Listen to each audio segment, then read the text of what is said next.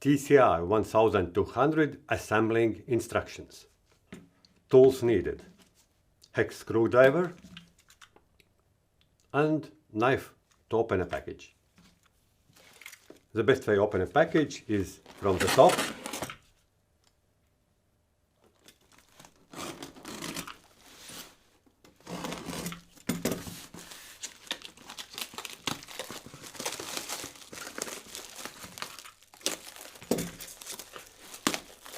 Remove protective film.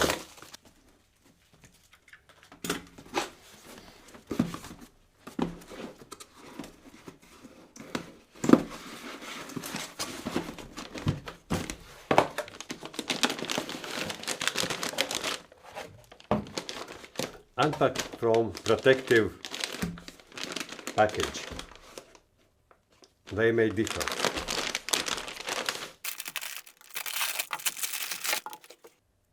Unscrew side screws.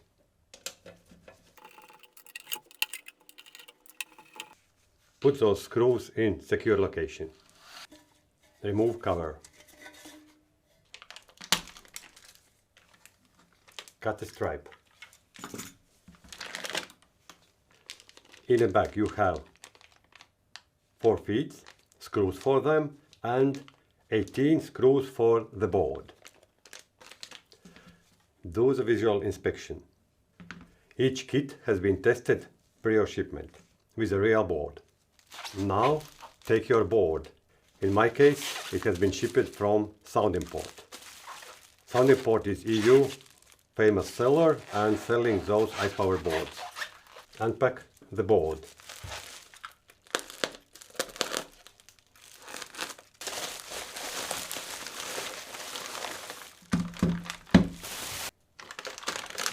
According good manufacturing principles, board has been shipped with ADS Protect bag. Remove the bag. Do the visual inspection. Seems everything is on place. Open a bag, and here is 18 screws to secure board. Assembling board. You need a screwdriver. Put your screws like at a handy location, and we start with not securing board yet. Connect inputs using and keeping plastic. And here I will little bit interrupt. This is only place where you can get a trouble. So if you want to disassemble that wire, this is nice, flexible, well shielded wire, but they have a fragile wires, and plastic is much stronger. When you take it out, you can't pull wires. They will come out from the crimping part. You should use then thin, tiny screwdriver or other sharp item, and with this sharp just use it as a lever and take it out. Otherwise, if you just pull the wires, it will be problem.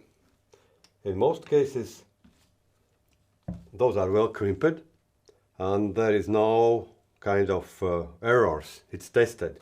If you have some hum or other stuff, then we should look at the total architecture, but normally there's no problem. Then you connect those output wires.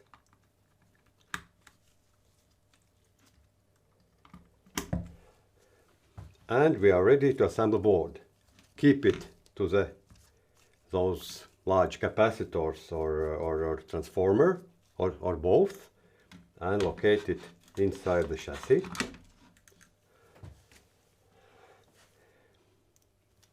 Take one screw, keep and press the board, and then move it inside a little bit until you see holes, and secure board with one screw first. Don't tighten it strong. Then do the same. Match the holes on the diagonal. Now board is secured. and you can reverse it. Now put all screws in a place, but not tighten yet. When all screws are on place, those are not tightened yet. And here at this area there are 8 MOSFETs. This area has a highest temperature and we need a good contact with the enclosure for the best heat dispatch. And that's why we start to tighten from those 2 parts to remove the stress from the bottom plate. So now you start to tighten from the middle. Those 8 MOSFET should be well tightened to the bottom.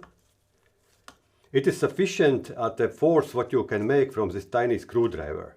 Yeah, make it tight and that's enough. You don't over tighten that. And then you tighten the rest of the screws. The important thing is that you tighten those first. So board is secured and this is mains. Let's connect mains.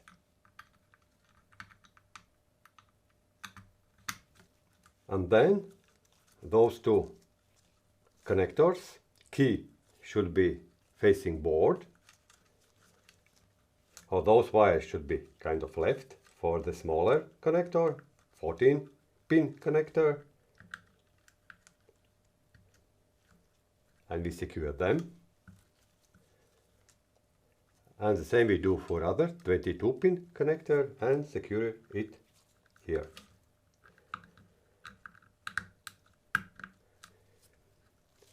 We will do visual inspection. That they sit tight. Yes, they are normal. Yeah, that's also correct. Those are, everything is done. One more visual control. Okay. Now, what to do with that thermosensor? I will show closer. This is a thermal sensor. Here it is. It goes to this PWM board, and you know, here you have a high voltage section and here you have low voltage section, and we will put under the low voltage section. You can a little bit remove that to make it easier and just locate it inside. It will sense some temperature and that's done. So one thing to remember, here is a high voltage, we will not put it there, we will put it here at that location where those connectors are. You can see this transformer separates high voltage from the low voltage section. If you want, you can test it at that moment, because everything is connected and you will see internal parts. Just be careful with the 220 volts. At next step, assemble cover. Cover has pins, one here, 4 pins, and those pins should go into the holes that make this frame rigid. And you should maybe a little bit push front and back to reach it. I did it, it was pretty easy. And now we secure screws to the cover. The last thing, you should decide either you will operate in this way, then how it is meant to be, and then you operate with a fan, or you want to operate without fan, that's mean in this way. And in that case, you just take a sticky tape or buy sticky tape. M3 is a good manufacturer, and you will stick those feet here and operate them. This will be bottom and you will operate like that. And air will come from the bottom to the top and it will be cooled board. Also, since its main board is covered or secured to the bottom, this part also will operate as a heat dispatch. And you can, for home usage, you can use it in this scenario. In my case, I'm going to operate with a fan, and in that case, I will place those feet to the bottom. There are 4 holes and you need a Phillips screwdriver for that. So you need a screw, you need a washer, take it through, and there are 4 holes. How to secure it.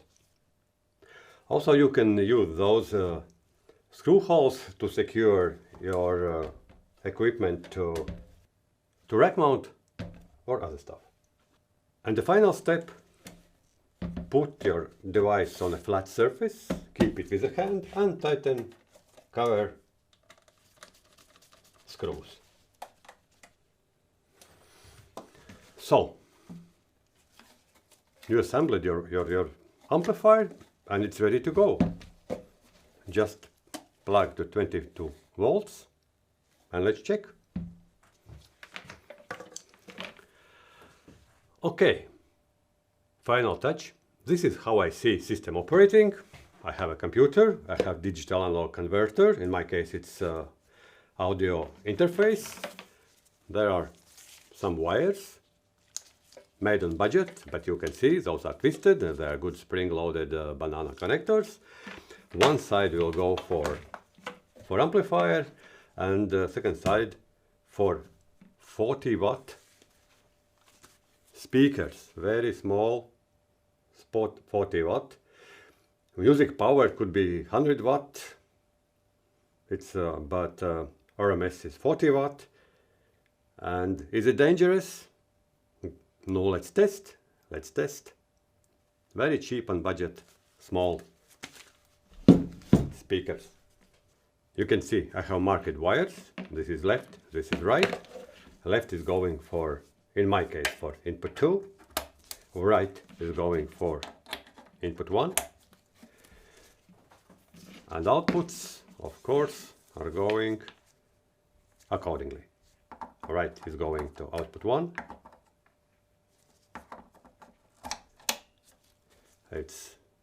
Here's a key lock. And the same we do for another channel. Excellent. One more. What is inside of those small speakers? You can see very small bass speaker, small tiny tweeter, and we are going to run it with a 600-watt capable amplifier. Before switching on, we will check about a 12-volt trigger to be a status off, and we are ready to go. Yeah.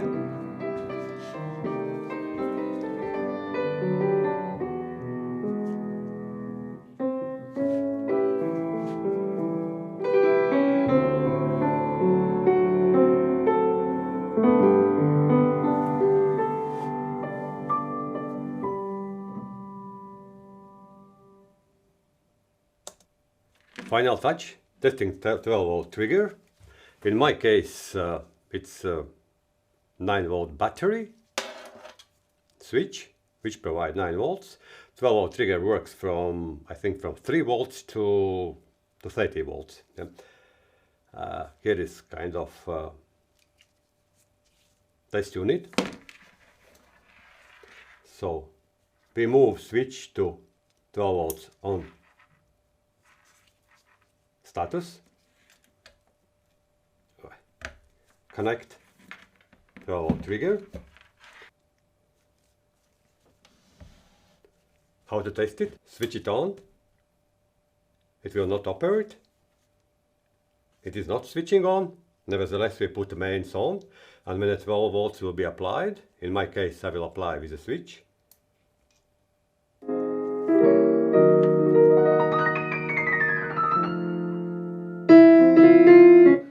When you switch it off,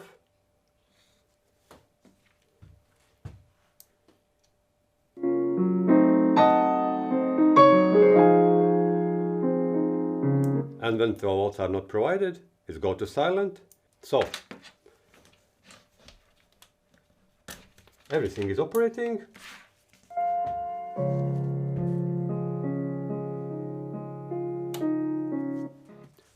Congratulations, you've finished the project.